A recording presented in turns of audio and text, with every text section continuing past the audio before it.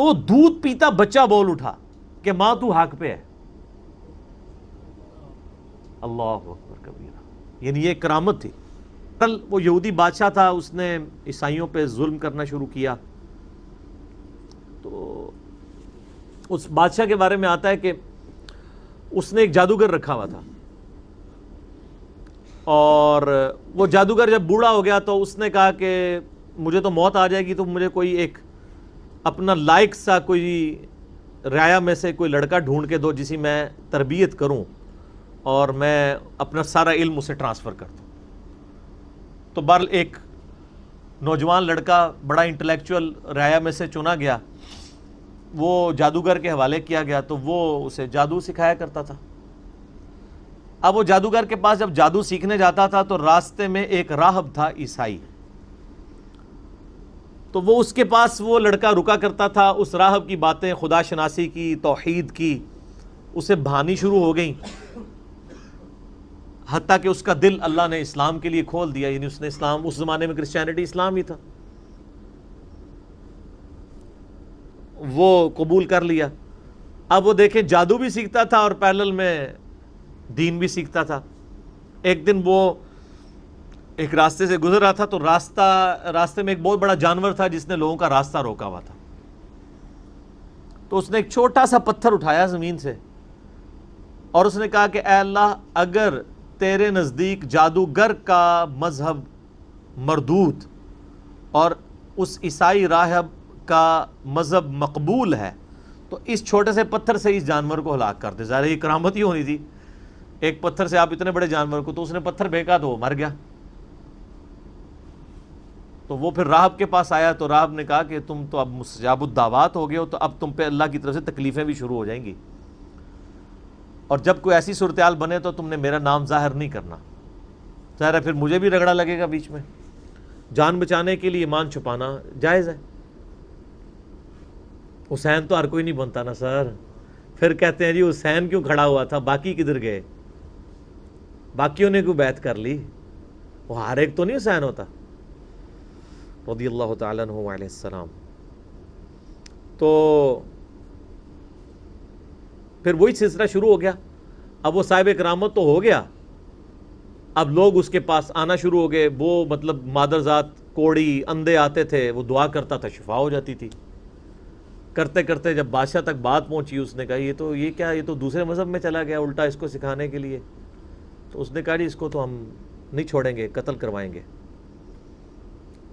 اور وہ جب کوئی بندہ اس کے پاس علاج کروانے کے لیے آتا تھا تو وہ پہلے کہتا تھا اللہ کو ایک مانو, حضرت عیسیٰ کو اللہ کا پیغمبر مانو. تو وہ بھی پہلے کہتا تھا اللہ کو مانو پھر میں تمہارا علاج کروں گا. تو اس طرح پھر اسلام پھیلنا شروع ہو گیا. بادشاہ کو فکر لگ گئی, تو اس نے کہا کہ بھئی اس کا علاج اب یہ ہے کہ اس کو قتل کروایا جائے. تو اس نے فوجی بھیجے گرفتار کر کے کہ اس کو پہاڑ سے نیچے پھینکا جائے. پہاڑ کی چوٹی پہ لے گئے, اس نے وہاں پہ دعا کی, وہ سارے فوجی نیچے گر پڑے, وہ بچ گیا. پھر اسے کشتی میں سوار کر کے سمندر کے اندر لے گئے, اس نے دعا کی, کشتی الٹ گئی, وہ بچ گیا, باقی سارے الٹ گئے.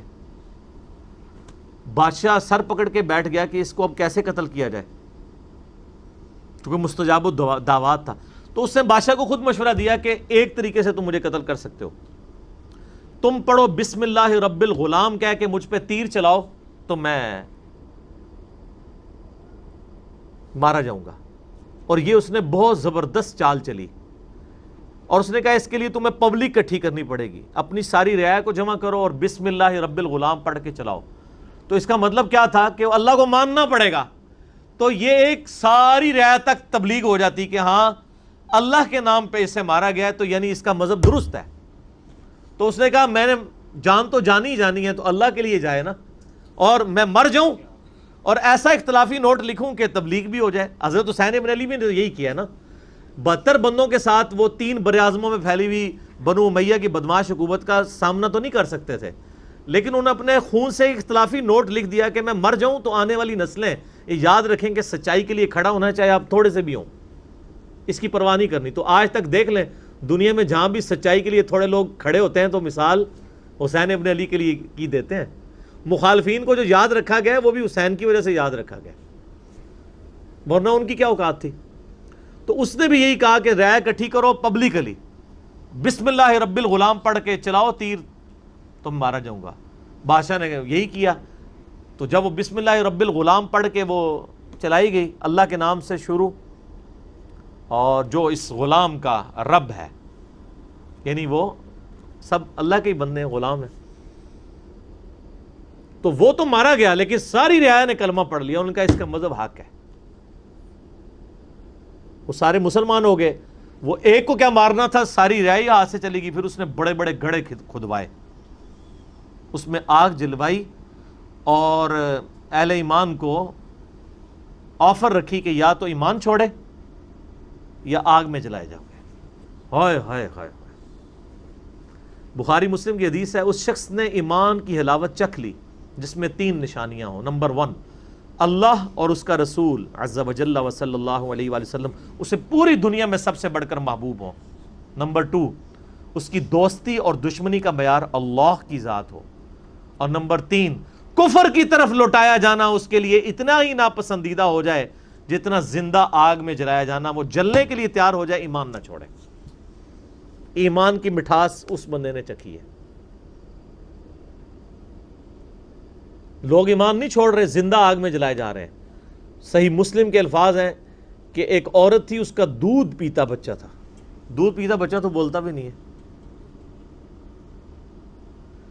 جب اسے آگ میں پھینکنے لگے نا تو اس کے دل میں ایک لمحے کے لیے خیال آیا کہ میں جان اپنے بچے کی وجہ سے نا جان بچانے کے لیے میں دین چھوڑ دوں، تو وہ دودھ پیتا بچہ بول اٹھا کہ ماں تو حق پہ ہے۔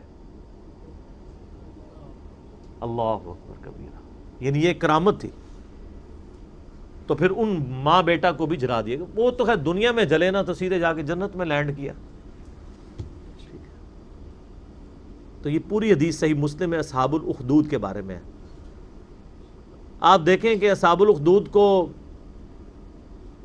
نبی علیہ السلام کی پیدائش کے وقت شہید ہوئے 40 سال ہو چکے، پھر اس کے بعد بھی 40 سال، یعنی 100 سال بعد قرآن نازل ہو رہا ہے آلموسٹ، اور اللہ اپنے بندوں کو نہیں بھولا، اور اس کے اندر ذکر کیا ان کا، اور اس میں اللہ تعالیٰ بتا رہا ہے پھر ہم ان سے بدلہ لیں گے جنہوں نے اہل ایمان کے ساتھ یہ کچھ کیا۔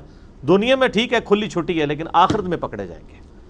وَالسَّمَاءِ ذَاتِ الْبُرُوجِ، قسم ہے آسمان کی جو برجوں والا ہے، وَالْيَوْمِ الْمَوْعُودِ، اور اس دن کی جو وعدے کا دن ہے، یعنی قیامت کا دن، وَشَاهِدٍ وَمَشْهُودٍ، اور حاضر ہونے والے دن کی، اور اس کی جس کے پاس حاضر ہوں گے، یعنی قیامت کے دن کی اور قیامت کے دن کا مالک، مالک یوم الدین، سب کی قسم۔ قُتِلَ أَصْحَابُ الْأُخْدُودِ، مارے گئے کھائی کھودنے والے۔ حالانکہ مارے کون گئے تھے؟ جو کھائی میں پھینکے گئے تھے۔ اللہ نے کہا وہ نہیں مرے، وہ تو زندہ ہیں۔ شہید تو مرتا نہیں ہے نا۔ وَلَا تَقُولُوا لِمَنْ يُقْتَلُ فِي سَبِيلِ اللَّهِ أَمْوَاتٍ، مت کہا کرو مردہ جو اللہ کی راہ میں مارے جائیں، وہ تو اللہ کے حضور زندہ ہے۔ اللہ فرمارا مارے گئے اصحاب الاخدود، جنہوں نے وہ گڑھے کھودے تھے، النار ذات الوقود، جبکہ وہ آگ بڑے ایندھن والی تھی، اذ ہم علیہا قعود، جب وہ اس کے کنارے پر بیٹھے ہوئے، یعنی یہ منظر دیکھ رہے تھے، اہل ایمان کو آگ میں جلایا جا رہا ہے اور وہ انجوائے کر رہے ہیں، وَلِعَوْذُ بِاللَّہ، وَهُمْ عَلَى مَا يَفْعَلُونَ بِالْمُؤْمِنِينَ شُهُودٌ، اور جو کچھ اہل ایمان کے ساتھ سلوک کر رہے تھے وہ وہاں پہ بیٹھ کے اس پر گواہ تھے۔ ظاہر ہے آپ اگر یہ رومنس کی بھی آپ ہسٹری دیکھیں، یہ لوگ بھی یعنی بھوکے شیروں کو زندہ انسانوں پہ چھوڑ دیتے تھے۔ آپ یوٹیوب پہ جا کے دیکھیں نا کہ کیا کیا طریقے انسانوں کو اذیت اور عذاب دینے کے ان لوگوں نے ڈیوائز کیے ہوئے تھے۔ تو یہ بھی ایک طریقہ تھا تکلیف دینے کا۔ خود کرسیوں پہ بیٹھ جاتے تھے اور ان کے سامنے یہ منظر ہوتا تھا کہ اہل ایمان کو جلایا جا رہا ہے۔ وَمَا نَقَمُوا مِنْهُمْ إِلَّا أَن يُؤْمِنُوا بِاللَّهِ الْعَزِيزِ الْحَمِيدِ، اور انہوں نے تو نہیں ناپسند کیا مگر اس بات کو کہ مسلمانوں نے ایمان لے کر آئے مسلمان اللہ پر جو غالب ہے اور اپنی ذات میں خود ستودہ صفات ہے۔ اس مقدس جرم کی پاداش میں انہوں نے زندہ انسانوں کو جلا دیا کہ وہ اللہ پر ایمان لے کر آئے۔ الذی لہ ملک السماوات والارض، وہ اللہ کہ زمین و آسمان میں جو کچھ ہے اس کا مالک وہ اللہ ہے۔ زمین و آسمان کے مالک اللہ کے اوپر وہ ایمان لائے، صرف ایمان لانے کی پاداش پہ، کسی پہ کوئی تکلیف نہیں، کسی کو کچھ نہیں انہوں نے کہا، بس اس مقدس جرم میں انہوں نے ان کو آگ میں جلا دیا.